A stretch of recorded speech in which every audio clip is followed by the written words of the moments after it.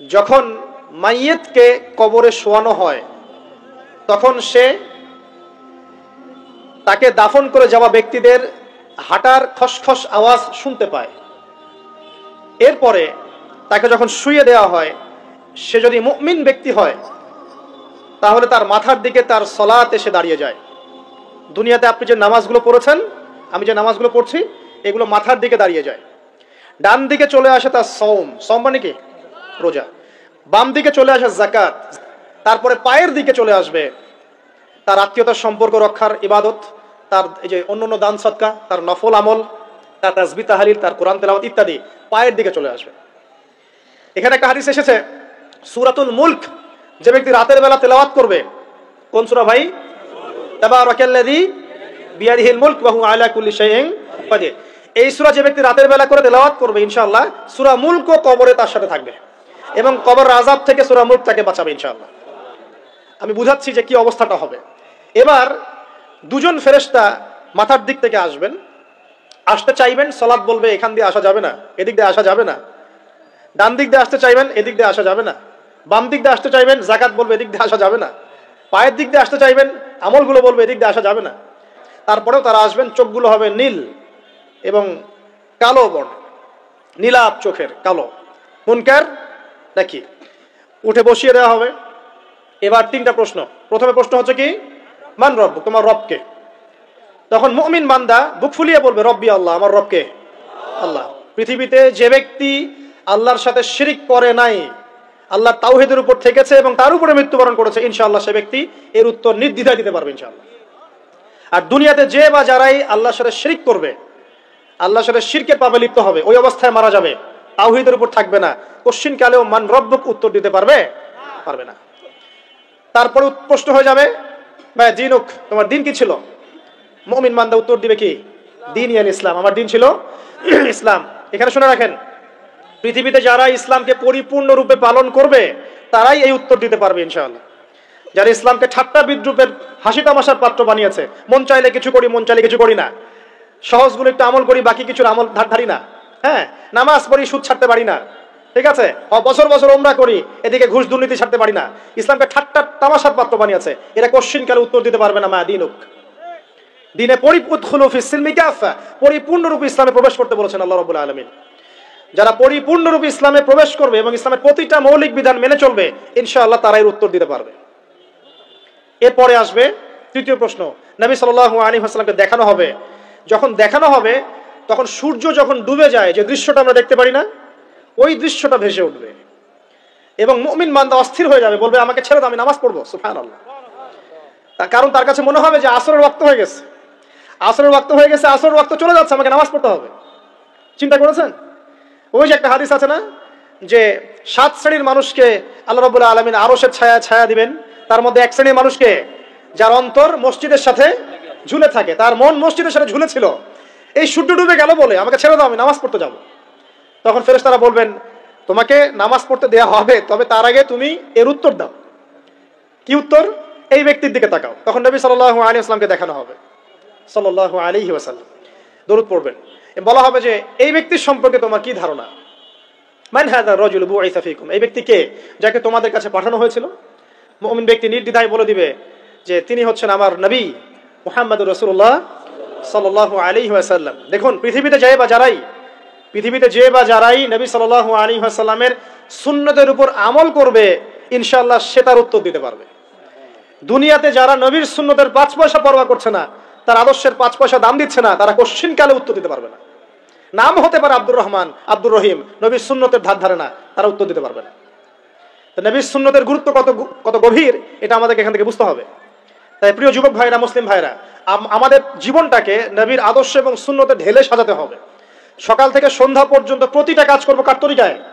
রাসূলের তরিকায়। নামাজ পড়বো তার তরিকায়, রোজা, সিয়াম, হজ, যাকাত, আমল, মুআমালাত, আখলাক সব কার তরিকায়? নবী সাল্লাল্লাহু আলাইহি ওয়াসাল্লামের তরিকা অনুযায়ী ইনশাআল্লাহ। আল্লাহ পাক তৌফিক এনায়েত করুন, আমিন। এবার ফেরেশতা দুজন জিজ্ঞাসা করবেন অবাক হয়ে যে তুমি কিভাবে এটা জানলে, তুমি কিভাবে এই 3টা প্রশ্নের উত্তর দিতে পারলে? কারণ বেশিরভাগ মানুষ তো উত্তর দিতে পারবে না, বেশিরভাগ মানুষই এই উত্তর দিতে পারবে না।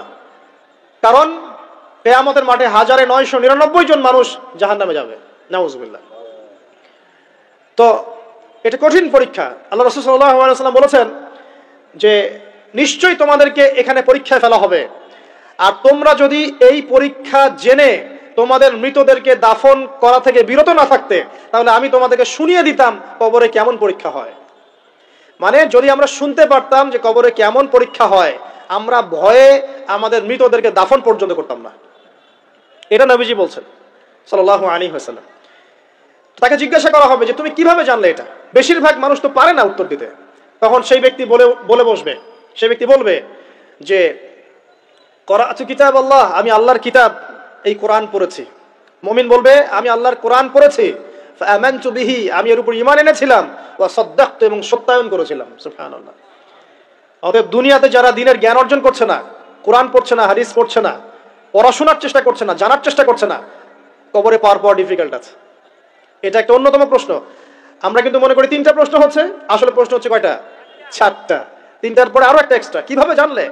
তখন উত্তর দিচ্ছে আমি আল্লাহর কিতাব পড়েছি, ঈমান এনেছি, সত্যায়ন করেছি। সুবহানাল্লাহ। নবী সাল্লাল্লাহু আলাইহি ওয়াসাল্লাম হাদিসের পরের অংশে বলছেন যে যখন কাফের বান্দাকে উঠানো হবে, তখন ডানেও কিছু নাই, বামেও কিছু নাই, সামনে পিছনে কিচ্ছু নাই। মাথার দিক থেকে ফেরেশতারা চলে আসবেন, উঠিয়ে বসানো হবে, প্রশ্ন করা হবে কে তোমার রব? একটাই উত্তর, লা আদরি, আমি জানি না। নাউযুবিল্লাহ। কি তোমার দিন? লা আদরি, আমি জানি না। এই যে আল্লাহর তো খবর নাই, আল্লাহ পাকের বিধান মেনে চলার কোনো খবরই নাই, পরোয়াই নাই। সে জানবে কিভাবে ইসলাম কি জিনিস? সে জানবে কিভাবে আল্লাহ কি জিনিস? ও তো আল্লাহকে চিনেই না। দিব্যি বলে বেড়াচ্ছে মহাবিশ্ব সৃষ্টি হয়েছে বিগ ব্যাং থেকে, আল্লাহ বলে কেউ নাই। মানুষ সৃষ্টি হয়েছে বান্দর থেকে। নাউযুবিল্লাহ। ওই যে ডারউইনের মতবাদ, কি থিওরি অফ এভলিউশন নাকি? হ্যাঁ, তাই তো মনে হয়। অনেকদিন আগে পড়ছি ভাই, ভুলে গেছি এগুলো। যাই হোক, মানুষ তো আল্লাহকে চিনছে না। এখনো মানুষ মনে করছে যে আল্লাহ বলতে কেউ নাই, এবং এই মুক্ত চিন্তার নামে, বাক স্বাধীনতার নামে নাস্তিকতার যে চর্চাটা বেড়েছে বাংলায়, এটা আশঙ্কাজনক। বড় বড় বিশ্ববিদ্যালয় থেকে পড়ে আসছে, অনেক সময় দেখলাম বড় বিশ্ববিদ্যালয়ের প্রফেসর, সে বলছে যে মহাবিশ্ব বিগ ব্যাং দিয়ে সৃষ্টি হয়েছে, সৃষ্টিকর্তা নাই এখানে কোনো। তো মুসলিম বিজ্ঞানীর একটা কথা বলতেন যে মানুষ বিজ্ঞান সম্পর্কে অল্প জানলে নাস্তিক হয়ে যায়, আর অনেক গভীর জ্ঞান অর্জন করলে আল্লাহর কাছে আত্মসমর্পণ করে। খেয়াল করে দেখবেন, ডক্টর, ইঞ্জিনিয়ার যারা বড় বড় লেভেলে চলে গেছেন, অনেক সিনিয়র, তারা কিন্তু বেশিরভাগ নামাজি দেখবেন, নামাজ পড়ে, দান সৎকা করে, সমাজ কল্যাণমূলক কাজ করে। তারা কিন্তু রোগীর সেবা করতে গেলেও বলে যে নামাজ পড়িয়েন, রোজা রাখিয়েন, তারা কিন্তু বলে। অনেক ডক্টর আমি দেখেছি এমন, যারা যত বেশি গবেষণা করে তারা তত বেশি আস্তিক হয়ে যায়, আর টুটাফাটা গবেষণা করলে নাস্তিক হয়ে যাবেন।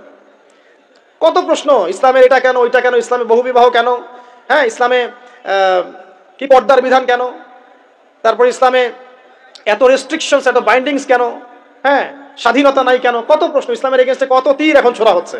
তো এই ব্যক্তি কেমন করে উত্তর দিবে যে মাহাদিনুক, তোমার দিন কি? আল্লাহর দিকে কত প্রশ্ন ছোড়া হচ্ছে, কত শিরকের পাপ আমরা করছি, অনেক সময় মুসলিম হয়েও শিরকের পাপ করছি। কিভাবে উত্তর দিবে মান রব্বুক? 3 নাম্বার প্রশ্ন যখন করা হবে, এই ব্যক্তিকে দেখো দেখি, সে বলবে যে আমি জানি না এই ব্যক্তিকে, তবে শুনেছিলাম, মানুষের মুখে শুনেছিলাম, মানুষ যা বলতো আমি তাই বলতাম।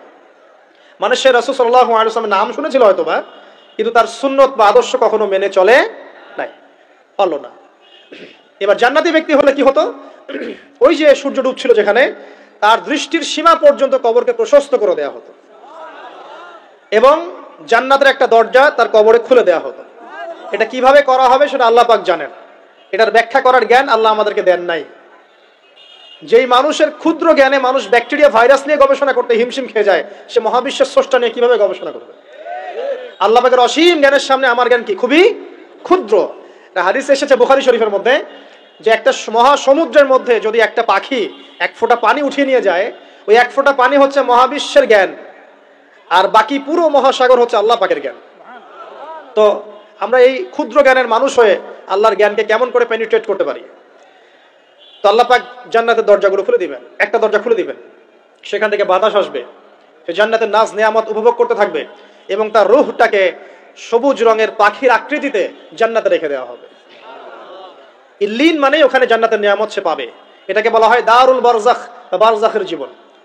পাপী ব্যক্তি হলে জাহান্নামের দরজা খুলে দেওয়া হবে, আর জাহান্নামের সে আযাব ভোগ করতে থাকবে, এবং পুণ্যবান ব্যক্তি হলে জান্নাতের দরজা খুলে দেওয়া হবে, এবং এর নাজ নেয়ামত সে ভোগ করতে থাকবে। তখন তাকে বলা হবে এটা জান্নাতের সেই জায়গা যেখানে তুমি থাকবে। এটা দেখার সাথে সাথে, শোনার সাথে সাথে তার যে খুশি, উৎফুল্লতা আরো অনেক বেড়ে যাবে। এবং সে কি করবে জানেন? সে পৃথিবীতে ফিরে আসতে চাইবে। সে বলবে আমাকে আমার পরিবারবর্গকে জানাতে দেন, আমাকে আমার পরিবারবর্গকে জানাতে দেন যে আমি ভালো আছি। তখন ফেরেশতারা তাকে বলবেন যে এটা সম্ভব না, তোমার এবং তাদের মাঝে দারুল বারজাক আছে, তুমি এটা ভেদ করে যেতে পারবে না। তখন তার আত্মাটাকে ইল্লিনে দেওয়া হবে, একটা সবুজ পাখির আকৃতিতে জান্নাতে ঘুরে বেড়াবে ইনশাআল্লাহ। আর যদি জাহান্নামী হয় তাহলে যে বললাম দরজা খুলে যাবে জাহান্নামের, মর্মান্তিক আযাব তার দিকে আসতে থাকবে, কবর সংকুচিত হয়ে আসবে এমন ভাবে যাতে তার বাম পাজর ডান পাজরের ভিতরে এইভাবে ঢুকে যাবে, নাউযুবিল্লাহ। এবং এই আযাব চলতে থাকবে ইলা ইয়াউমি ইউবআসুন, পুনরুত্থানের দিন পর্যন্ত।